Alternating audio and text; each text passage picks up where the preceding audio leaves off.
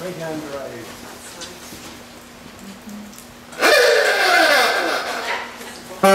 Original. Oh yeah. I guess you need those on the road when you're doing the trip. Well, we use them in town, in a white horse. I bet you have lots of people coming in wanting to buy them. Some people that they just tell them they're not for sale. Exactly. And if the Canadian pickers or the American pickers come, I'd chase them the hell out of here. Oh yeah, yeah. I don't blame you. It's a real Al Capone car, huh? Sometimes it's a gangster car, isn't it? Yeah. Yeah. I tell people I always wanted a car that when you sit in the driver's seat, you had to put your glasses on to see the hood ornament.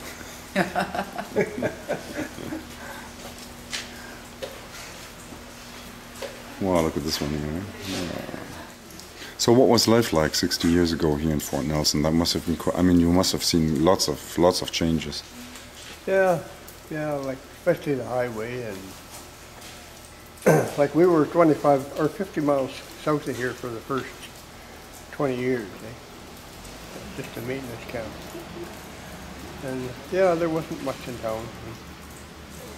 So everything really changed with the arrival of the engineers and the soldiers and the road maintenance and the road building crews? Well, that's built Fort Nelson. I mean, before the highway come through, there was nothing here. It was 6 miles down the river and across the river, the old fort, eh? And yeah, there was. When we moved to 245, we ordered our groceries once a month, you know, by truck. And if you missed something, you either went without or boarded it. And then when we worked for the Army, we were only allowed to use the phone once a month. Eh? So there was none of this holding big conferences over the phone because it was strictly an Army phone. Was it like, I mean, it must have been a big thing, of course. I mean, everything changed from one day to the other, basically, or from 1 year to the other, right? Yeah, pretty well. Were you sad that the old ways had, that the old days had gone, or did you embrace it? Were you happy that things would be picking up? I think people get spoiled, you know, because they got it too easy. Like, you had to make do with what you had then. And nowadays, if you go uptown and they don't have it in the store, well, that's a disaster. But really, if you wait 2 days, you'll have it. Eh? So it's no big deal. Well, some people think that it's you're out in the boonies, eh? But you're not really. You got everything.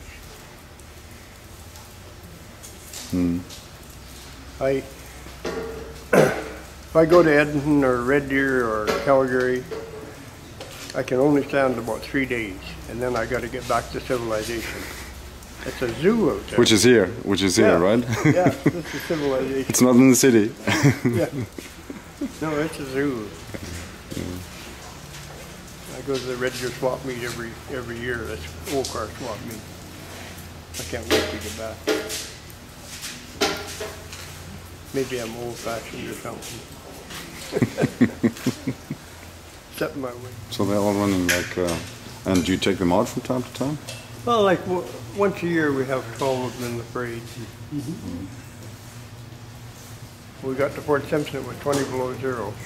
And there's no side curtains or nothing on it, eh?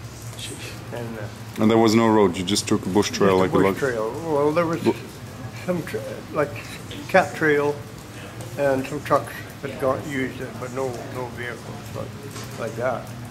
Changed tires and, much? 11 years later, I drove it to the opening ribbon of the highway. Nice. How fast did you go?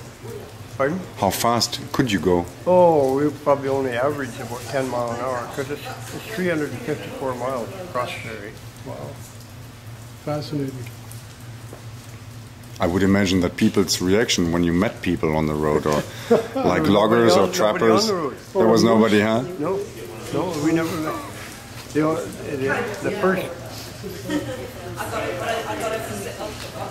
No, we never met any vehicle at all. I was going down the road, and all of a sudden I heard this big roar, and I thought it sounded like a truck in behind me, eh? But it was an airplane that come and swooped down over us. It scared the hell out of me. And he went. We were driving all day, and you never see anybody, you know. Nobody coming, nobody passing you. And that's why the airplane came down. He heard that we were on the road. And he just wanted to take a closer look because I'd Yeah. never seen a car in the wilderness. It was crazy.